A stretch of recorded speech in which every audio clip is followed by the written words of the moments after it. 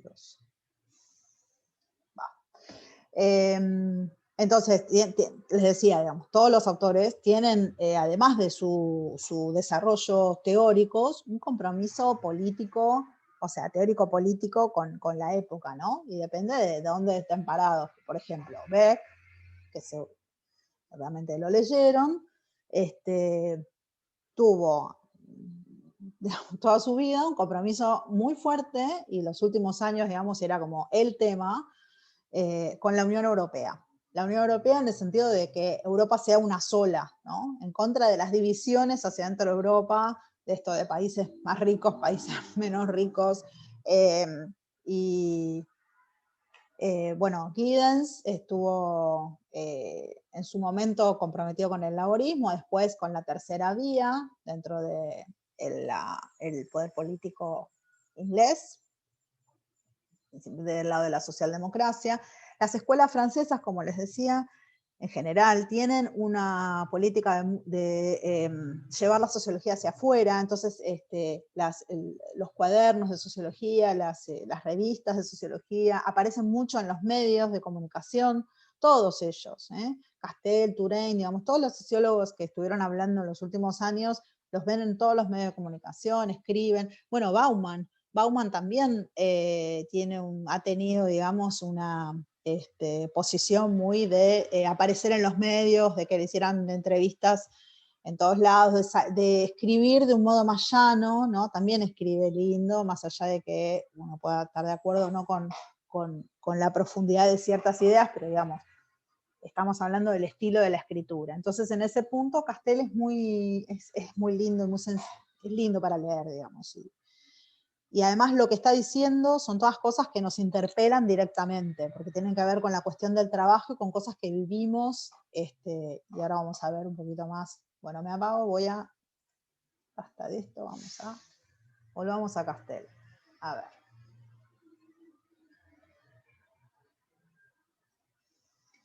Ahí va. Entonces, estábamos en las sociedades semejantes, ¿no? Decía, la sociedad salarial entonces sigue siendo desigualitaria, aunque a la vez es protectora. Dice, sin embargo, se consiguen beneficios principalmente por la puja distributiva de los acuerdos sindicales. Aunque siempre haya una distancia entre algunos obreros y otros. Todos están protegidos, pero hay una distancia. Y ahí utiliza una imagen muy linda, que es la imagen de la escalera mecánica, ¿no? Donde dice, bueno, esta no es una sociedad de iguales, es una sociedad de semejantes. A mí me hizo acordar a Durkheim cuando decía diferentes pero integrados. Entonces, es una sociedad semejante por acá. Es una sociedad de semejantes en el sentido de que, bueno, igual existen diferencias, igual hay jerarquías, ¿sí? Pero bueno, digamos, hay un punto en el que todos nos igualamos al tener protección, ¿sí?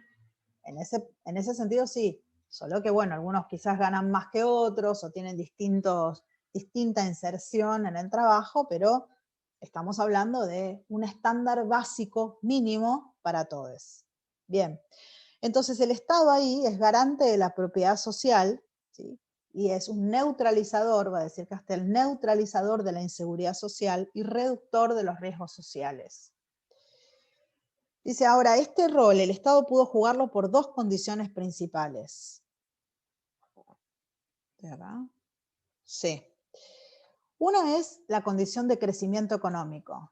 Acá. La primera condición fue el crecimiento económico. ¿Qué es esto? Bueno, hay un aumento de la productividad, eso hace que se aumente el consumo, eso hace que aumenten los salarios, ¿sí? El famoso círculo virtuoso keynesiano. Entonces, bueno, ese horizonte de futuro te baja el nivel de conflicto en las pujas distributivas, porque esta posibilidad, por acá está, la posibilidad de anticipar una reducción futura de las desigualdades. Digamos, vos te sentás a negociar como sindicato con el Estado, decís, bueno, está bien, pero en este momento de crecimiento económico vos tenés una expectativa de que de acá a fin de año va a haber un crecimiento y entonces los salarios pueden crecer. Entonces eso te reduce la desigualdad, pero además te reduce el conflicto. porque estás diciendo, bueno, mirá, no hagan, no sé, hacen un paro, entonces bueno, pero se levanta el paro porque se va a otorgar un aumento de salario ahora y otro dentro de 3 meses y otro dentro de 3 meses porque hay una expectativa de crecimiento económico. Entonces esto es lo que te da la posibilidad, lo que dice Castel, posibilidad de anticipar una reducción futura de desigualdades. La estabilidad económica y el horizonte de crecimiento económico. Por ejemplo, puedes tomar préstamos, dice, para acceder, ¿no?, a comprar una vivienda, o programar el ingreso de los hijos a la universidad. Y me gusta mucho esta frase que está acá, que dice, esta capacidad de dominar el porvenir. Es muy linda, y es algo que nosotros acá en nuestro país no estamos muy acostumbrados, porque la verdad es que es muy difícil. Hemos tenido periodos donde ha habido más estabilidad, pero la inestabilidad económica y política y los horizontes de crecimiento o de decrecimiento, los estancamientos económicos, la inflación, etcétera, digamos, son procesos que van en contra de esta posibilidad de dominar el porvenir, ¿no?, que dice Castel. Y la segunda condición, por lo cual el Estado, digamos, pudo ser garante de la propiedad social, es la inscripción de los individuos en colectivos protectores. ¿Qué es esto de inscribirse en un colectivo protector? Bueno, es estar dentro de un sindicato, es estar dentro de un gremio, dentro de una asociación, es la colectivización del reclamo, es la posibilidad de hacer un reclamo colectivo, un conjunto, estar dentro de un conjunto de reglas negociadas que te permite, digamos, que tengas más fuerza a la hora de negociar, porque como individuo por ahí tenés mucho menos posibilidades de negociación que si tenés un sindicato detrás que te ayuda, que te acompaña, digamos, y que habla por vos. Ahora bien, a ver, me gustaría leerles una parte, a ver si estoy acá. 24. Acá. La inscripción o la reinscripción de los individuos en el seno de sistemas de organización colectiva es la respuesta a los riesgos de disociación social que conlleva la modernidad y la respuesta a la cuestión de las protecciones, tal como se impone a partir de una toma de conciencia de la impotencia de los principios del liberalismo para fundar una sociedad estable e integrada. Bien, me gustaría que me digan ustedes qué piensan de esto. Si puedo verlos.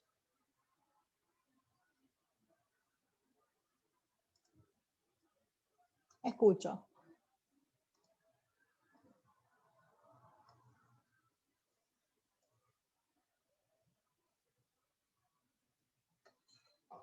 ¿Qué piensan de esta frase? A ver, la inscripción de los individuos en el seno de sistemas de organización colectiva es la respuesta a los riesgos de disociación social que conlleva la modernidad y la respuesta a la cuestión de protecciones, tal como se impone a partir de una toma de conciencia de la impotencia de los principios del liberalismo para fundar una sociedad estable e integrada.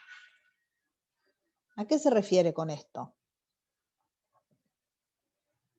Es como esto que planteaba Durkheim, bueno, justamente él lo hace tomando a Durkheim, que lo plantea en la división social del trabajo. A ver. Esta cuestión de que él está viendo estas sociedades donde hay donde hay una mayor división de trabajo y donde vemos como esta solidaridad orgánica, donde, bueno, priman las individualidades, y como que Durkheim mismo dice que, igual no sé si, no me acuerdo si lo desarrollaba mucho o no, pero como que dice que la respuesta, una de las posibles respuestas a este problema serían justamente las organizaciones profesionales o los sindicatos, y creo que lo que está diciendo es esto mismo. Es como, bueno, esta es una de las posibles formas como de acaparar un poco todo lo que es bueno, lo que expone el sistema liberal como una Claro, respuesta muy a... bien. Claro, claro. Lo que está, digamos, la respuesta que está diciendo es, mira, acá la respuesta es la colectivización. Fíjense acá que dicen individualización y descolectivización. La respuesta es para el otro lado. Esto que está diciendo Sol, ¿no? Digamos, ante la individualización, la respuesta tiene que ser colectiva, porque no hay otra posibilidad. Digamos, si no quedas solo como individuo, quedas solo. digamos, ante todo, no solamente ante la inseguridad, sino también en cualquier tipo de negociación que quieras hacer frente a tu vida, o sea, con tu vida, ¿no? En cualquier cosa que tengas que negociar y que tengas que pensar de tu futuro, de tu presente, de tu estado, digamos, de tu estatus social, de tu salud, de tu educación, todo es imposible gestionarlo vos solo. Entonces, la única respuesta es a través de la colectivización, es decir, pensarlo en términos sociales, ya sea por tu inserción dentro del mundo del trabajo y la colectivización, ya sea porque, digamos, estás dentro de un Estado que te está protegiendo. Entonces, dice, esto ¿no? Se comienza a resquebrajar a partir de la década del 70. Hay un debilitamiento del Estado nacional y social y de las economías cerradas, ¿no? Ustedes saben que hasta la década del 70 básicamente tienen economías cerradas orientadas al mercado interno. Supongo que esto más o menos lo vieron en algún lado y si no lo van a ver seguramente, no sé, quizás en análisis de la sociedad argentina, pero deberían verlo en historia, digo, seguramente ya se cruzaron con, digamos, cómo es la cuestión económica, ¿sí? que sucede, digamos, la crisis del petróleo, bueno, hay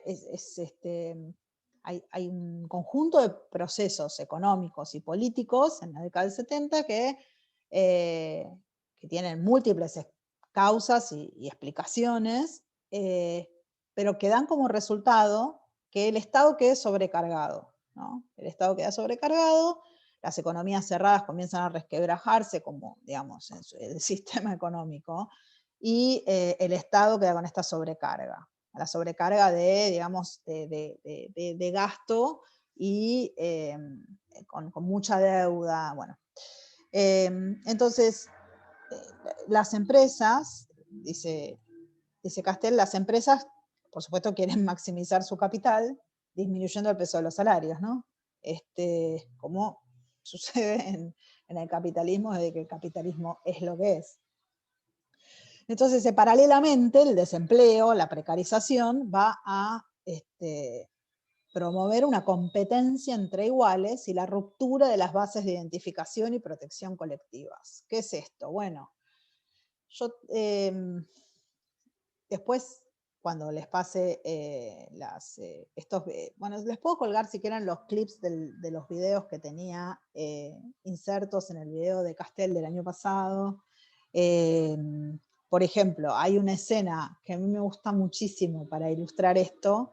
Bueno, tienen varias películas que pueden ver y que les va a resonar esto que dice acá Castel de la competencia entre iguales, ¿no? Pero, por ejemplo, o sea, cuando avanza el neoliberalismo, lo que hace es romper con este compañerismo y la solidaridad entre trabajadores y meterse ahí en la competencia de la necesidad de sálvese quien pueda.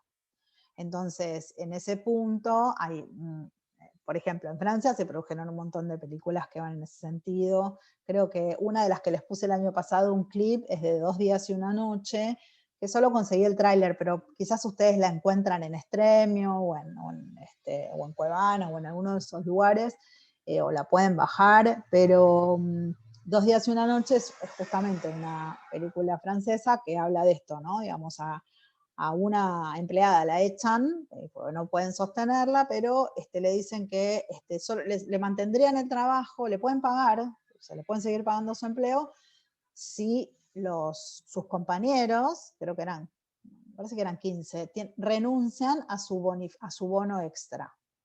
Entonces ella, la despiden, tiene 2 días para ir y decirle a cada uno de sus compañeros que por favor renuncien a su bono para que ella pueda sostener el trabajo. Es tremendo, pero es así, digamos, es enfrentar a los trabajadores terminan enfrentados a sí mismos. O la escena que también ilustra bien esto, una escena de Riff Raff, que es una película inglesa de la década del 80, de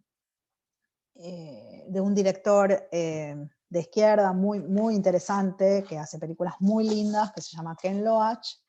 Si no lo conocen, les recomiendo que lo busquen. Él dibujó muy bien el thatcherismo de la década del 80. Digamos, está muy bien explicado a través del cine. Es maravillosa la forma en la que tiene de contarlo, y bueno, en Riff Raff se ve también esta cuestión de la lucha entre aquellos trabajadores que, digamos, sostienen la solidaridad a toda costa y los que no, digamos, los que tratan de igual, aún con culpa y todo, pero bueno, de salvarse como pueden, ¿no? Entonces, él acá va a explicar esto de la cuestión de la competencia entre iguales, qué sé yo, que en realidad con un poco de atraso se puede advertir que se juega a través de la mutación del capitalismo que ha comenzado a producir sus efectos a principios de la década del 70, que es lo que les acabo de explicar. Entonces se produce una movilidad de las relaciones laborales, ¿no? ¿Qué implica esto? Bueno, hay una desestandarización del trabajo, y acá él cita por acá a Beck, también, ¿no? Acá, la desestandarización del trabajo. ¿Qué es esto? Bueno, hay mayor movilidad, mayor adaptabilidad, mayor flexibilidad. ¿Qué significa? Que vos entras a un trabajo te formaste, digamos, en cierta expertise, en ciertas, tenés una experiencia en cierto empleo, hiciste unos años, o estudiaste determinada cosa, y sin embargo, cuando entras al trabajo, la flexibilidad hace que vos tengas que cumplir múltiples tareas, y no solamente aquello para lo cual te contrataron, sino que te puedas adaptar a que por ahí mañana te pidan hacer una cosa distinta, y que tengas que, digamos, reconvertirte de cierta manera, por ahí estudiar otras cosas, aprender nuevas tareas, pasar a otros sectores del trabajo, hacer cosas para las cuales no estabas preparado, etc.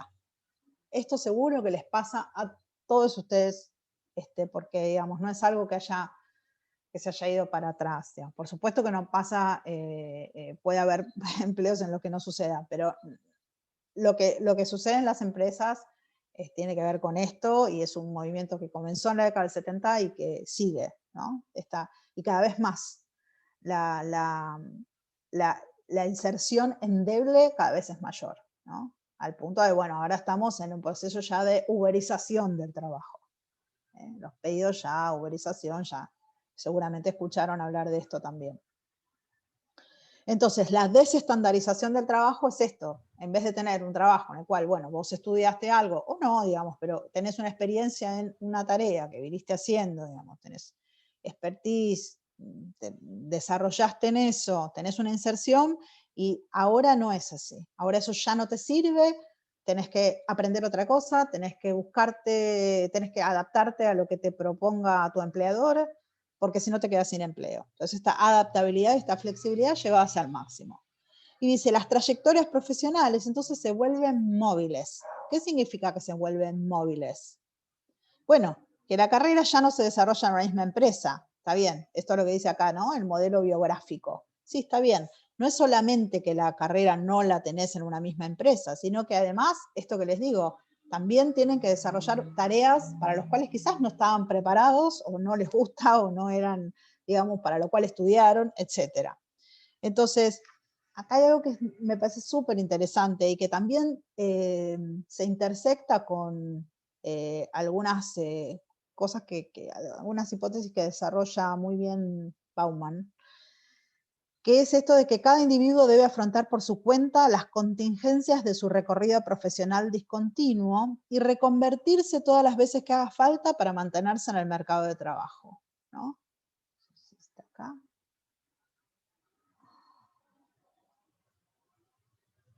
Bueno, acá.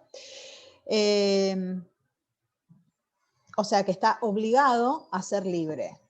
¿Qué es esta obligación de ser libre? ¿No? ¿Qué significa que uno tiene que reconvertirse todas las veces que haga falta para mantenerse en el mercado de trabajo? ¿Por qué uno está obligado a mantener su propia biografía? ¿Qué significa esto? Voy a parar un segundo porque me interesa particularmente que hablemos de este punto.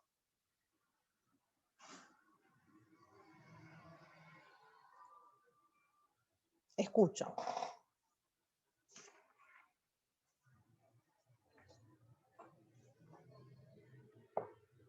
Se escuchó. Muy, Me muy gustaría ruso saber. esto de, como muy Dale, dale. ruso esto de que se les obliga a ser libres. ¿Qué? Que muy de Rousseau esto que se les Ah, obliga a ser libres.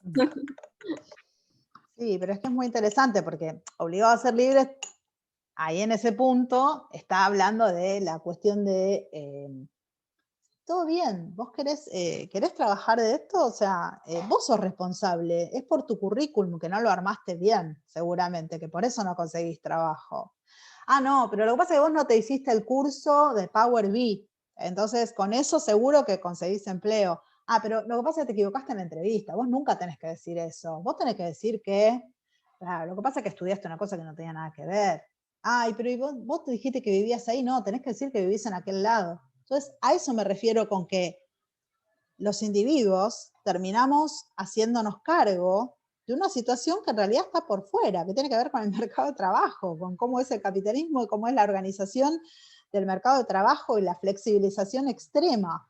Entonces, cuando dice el modelo biográfico, entonces uno se hace cargo de su propia biografía, nosotros terminamos haciéndonos cargo de que es nuestra culpa, algo que hicimos mal o que no hicimos, si no conseguimos el empleo, si no nos pagan lo suficiente, etcétera, etcétera. Entonces me gustaría escucharles, me gustaría saber, digamos, qué posición tienen ustedes respecto a esto, si esto les resuena, si esto ustedes lo sienten, lo han sentido, si lo viven alrededor, si, ¿cómo es? Si trabajan, si no trabajan. Sí, también algo que me parece interesante esto que decís tiene que ver con toda la pérdida de lazos sociales con las instituciones centrales, me parece con el pasaje Sí, de la modernidad a la modernidad tardía, esto que decías vos, bueno, tiene un montón de nombres que lo trabajan varios autores como Beck, bueno, que dice él de la sociedad del riesgo. A mí me parecía que había algo interesante con esto último que decías, que hay un autor que se llama Byung-Chul Han, que es el coreano, el surcoreano, que sí, plantea la autoexplotación, perdón, en vez de la explotación por parte del capitalista, dice que la sociedad se pone a tal nivel que el individuo se autoexplota. Entonces me pareció muy similar a esto que decías. Y claro, lo que decía la exacto. compañera me pareció que tiraba un centro con lo de Rousseau, sobre todo la división que hace entre lo civil y lo social al principio. Me parece que tiene un par de cuestiones ahí que están Claro, esta interesantes para cuestión vincular. de, por eso les digo, es como es un tono de época, ¿no? Esto, digo, todos los autores, todas, todes, los autores están hablando de lo mismo, pero me interesa saber sus experiencias también. Me parece, siempre este texto me gusta, digamos, pensar las experiencias de ustedes también. ¿Qué experiencias tienen ustedes en el mercado de trabajo? ¿Nunca les dijeron algo así? ¿Nunca se enfrentaron con esto? Ah, es que no hiciste el currículum así, o que bueno, digamos, es porque vos no estudiaste aquello, porque... ¿Cómo es la trayectoria laboral que ustedes tienen respecto de la que tienen sus padres, sus tíos, abuelos, tutores, encargados que Sí, quizás tengan? es como algo que no es quizás algo de experiencia personal, pero sí que lo ves en todos lados, como esta cuestión de, no sé, en las redes sociales mismo te muestran todo el tiempo cómo tenés que hacer tu currículum, o sea, como que está muy de moda esto, te muestran cómo tiene que ser tu currículum, cómo tenés que presentarte en una entrevista, esta cosa que decís va a estar mal. Aparecen videos todo el tiempo como si fueran de influencers del trabajo, de alguna manera. Y es muy gracioso, porque están todo el tiempo mostrándote que está muy estandarizado de cómo tiene que ser. eh, y bueno, nada, eso se ve. Sí. ¿Y cómo es la trayectoria laboral de Para sus padres? ¿Pueden mí, hablar? Ay, Mateo, a ver, te escucho. no, que para mí, profe, lo que tiene es que ya está súper normalizado. O sea, lo que él está diciendo es algo que está bueno como para analizar la situación, pero es algo como que nosotros ya ni nos lo cuestionamos. O sea, vamos, yo por lo menos es como que sé que es así y bueno, y hoy en día estudias sociología, pero el día de mañana no sabes en cuál vas a terminar. Entonces es un Sí, poco parte del mundo contemporáneo, si querés. sí, ustedes son Pero una bueno, es la que generación. nos tocó y hay cosas que están buenas igual, o sea, porque uno se forma y no sabe dónde termina laburando, pero bueno, también va a buscar, en el mejor de los casos, ir hacia donde más cómodo o mejor se sienta. Ujú. Bueno, quedan 10 minutos, pero a mí me falta todavía un ratito. Así que si se corta, entramos y hacemos un cierre, pero chiquitito, porque nos falta mucho. A mí me parece interesante, porque ustedes son una generación que ya nace en este mundo así como está, digamos, ¿no? Ya como que casi no quedan vestigios de aquel mundo del cual habla Castel, en el cual vos entrabas en una empresa y crecías dentro de esa empresa, y lo habitual era que te quedaras en esa empresa, y que la empresa quisiera que te quedaras, y que te formaras ahí adentro, y que tuvieras un recorrido, y eso era lo valorado, ¿no? Ahora es al revés, ahora se valora justamente otro tipo de cosas, y están tan habituados al cambio, digamos, que ya es como que, bueno, si no entras en esa, es como que quedas afuera, ¿no? Tanto hablo de un lado como del otro, entonces como, bueno, digamos, es como una adaptabilidad, pero lo más trágico de todo este universo que está planteando Castel, digamos, que es como una pintura, ¿no? Que va haciendo de una realidad que es así, digo, me parece que lo más trágico tiene que ver con esto de, bueno, de cómo los individuos terminan haciéndose cargo de su propia biografía, en el punto en el que vos sentís el peso y la culpa de lo que conseguís o no en el mercado de trabajo, cuando en realidad es algo que te excede, ¿no? Y que tiene que ver con otras cosas, y que el trabajo, tú tendrías que tener derecho al trabajo, es parte de tu inserción y de tu protección, presente y futura. Pero, ¿Franco? sí, claro que con eso que decís, me acuerdo, creo que cuando hice historia contemporánea, o no me acuerdo bien cuál de las historias, pero que hablaban sobre eso, de la lógica del individualismo, y que en los 70 o en los 90, bueno, con el menemismo y eso, cuando hay gobiernos así que digamos, su consigna es muy liberal y muy individualista, justamente la estrategia es dejar recaer el peso sobre el individuo. Entonces las tasas de suicidio aumentaban un montón, porque cuando la gente se encontraba con esos despidos masivos, se empezaba a preguntar qué habían hecho mal, o que era su culpa, y que por qué se habían quedado sin trabajo, en lugar de entenderlo como una cuestión más estructural, que era una situación social del país, como decís. Y bueno, al contrario, por ahí hay un estado de bienestar que justamente intenta, que ponían el ejemplo como si fuese un plato, y que cuando algo se cae del plato, como que hay una mano que te agarra y te vuelve a meter de alguna manera. Sí, sí, sí, muy interesante. La verdad que no sé cómo fueron las tasas de suicidio, pero sí te puedo decir que en la década del 90, que eso sí lo viví, es así tal cual como decís, ¿no? Es los despidos masivos de empresas que cerraban, bueno, las privatizaciones, y además después lo que tuvo fue que el plan de estabilización económica a partir del año 95, más el efecto Orteguita, digamos, que bueno, hubo también un contexto internacional, ¿no? que ayudó, pero básicamente en el mercado doméstico estaba atrapado con un sistema monetario que no le permitía, digamos, que había igualado el dólar al peso, creo que ustedes eso lo saben, y bueno, no les voy a explicar ahora, esto seguramente lo van a ver en economía y qué sé yo, pero o le pueden preguntar a sus padres, que seguramente saben. Lo que sucedió fue que empezaron a quebrar muchas empresas y empezó a crecer el desempleo enormemente, especialmente en jefes de hogar. Bueno, ahí hay una entrada grande al mercado de trabajo de las mujeres, para tratar de ser como un segundo, en principio como un segundo ingreso en el hogar, pero de un modo muy precario. Además, las entradas al mercado de trabajo fueron de un modo muy precario, digamos, la precarización, la flexibilización y la tercerización se dan básicamente, digamos, comenzaron en el 70, ¿no? con la dictadura militar, que digamos comienza como la ruptura de la mano de estos cambios, igual de los que está diciendo Castel en Europa, pero en los 90 acá en la Argentina, realmente, bueno, en muchos lugares de Latinoamérica también, estamos en Brasil, en Perú, digo, el movimiento neoliberal fue generalizado, fue una oleada, que provocan, digamos, esto que estaba recién contando Franco. Bueno, voy a volver al texto, nos quedan 5 minutos, voy a tratar de adelantar, así después hacemos cierre y nos quedamos liberados. A ver. Share. Bien. Bien, entonces estábamos en esto de las trayectorias móviles, ¿no? Que cada individuo termina afrontando por su cuenta su inserción profesional. A mí me parece interesante, como les decía recién, que traten de tomar esto no solamente para mirarse a ustedes mismos, mismas, sino también para pensarlo en función de sus madres, padres, y personas a cargo, quien sea, para que les pregunten, ¿no? Cómo eran esas trayectorias y cómo eran esas inserciones. O abuelos, digamos, quien tengan para preguntarle. Me parece que como ejercicio sociológico les va a venir muy bien para pensar esta cuestión. Entonces,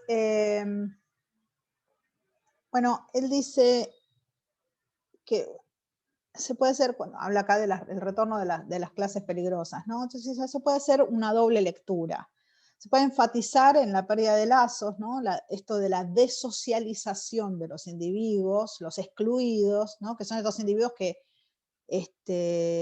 no tienen más que carencias, dice Castel. ¿No? Bueno, pero que se los va a unificar en la categoría de excluidos.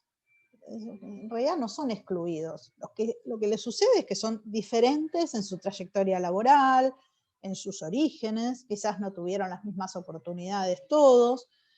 Entonces, dice, hay grupos que quedan sin lugar, quizás un artesano, pequeño comerciante, o los jóvenes que ya no alcanzan a insertarse con sus títulos secundarios y técnicos. Esto es tal cual, ¿no? Ya ahora no alcanza a tener el título secundario. Es muy difícil, ¿no? Insertarse en el mercado de trabajo. Te pide más o menos que tengas un posgrado para atender el teléfono. Entonces dice, también se genera una sensación de resentimiento. Acá está, ¿no? Está marcado por el sello del resentimiento. Hay que prestar atención, dice Castel, al sentimiento que se genera.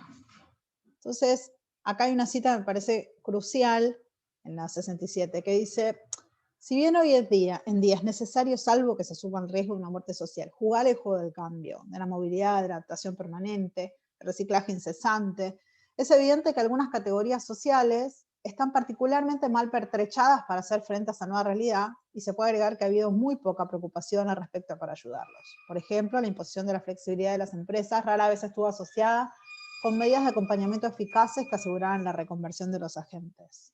En consecuencia, en el mejor de los casos, estos grupos constituirán los peones de una economía mundializada. En el peor, devenidos inempleables. Sus miembros podrían ser condenados a sobrevivir en los intersticios en un universo social recompuesto solo a partir de las exigencias de la eficiencia y del rendimiento. O sea que en este mundo cambiante es reconversión o exclusión, ¿no? Y esto, bueno, dice, va a crear inseguridad, ya que, bueno, va a haber grandes franjas de población en los márgenes, lo cual empuja el resentimiento. Este resentimiento, que, bueno, para mí es un poco lineal ese pensamiento, pero es interesante también de ver. Voy a cortar, así nos conectamos nuevamente para hacer el cierre. Nos quedan, 5 minutos, pero me manda Zoom a que cortemos, así que cortamos y nos conectamos para hacer el cierre.